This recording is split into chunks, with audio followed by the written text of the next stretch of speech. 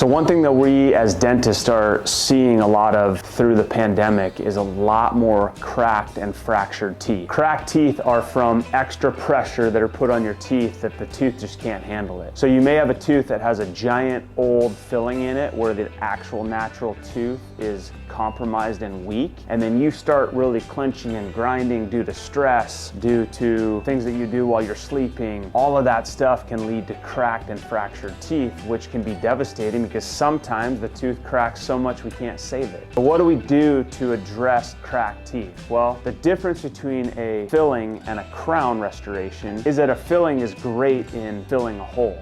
It's great in filling a hole and kind of gluing or bonding the tooth together, but it doesn't really add a lot of strength when you're pounding down on them and grinding and chewing your food. So a crown restoration is a restoration that will go over the tooth that has the crack in it, and it will give it that protection so that all the forces, all the strength is kind of pulled into the middle, and it can really help the tooth withstand and repair itself and heal from a cracked tooth that could potentially be life-threatening to that tooth. Sometimes a cracked tooth is not able to be saved. If the crack splits all the way down the middle, if we wait too long and it goes all the way down, the tooth cannot be saved. So a cracked and fractured tooth is a sign to me that something is going wrong. Something is about to happen. Some forces are acting on your teeth that are creating havoc, and I don't want you to get to the point where it's a dental emergency. Cracked teeth create a problem. How I look at cracked teeth, if I see a fracture or a crack in a tooth, we are gonna do a crown restoration on that tooth to add strength, to add longevity, to make it look really good, and to inhibit that crack from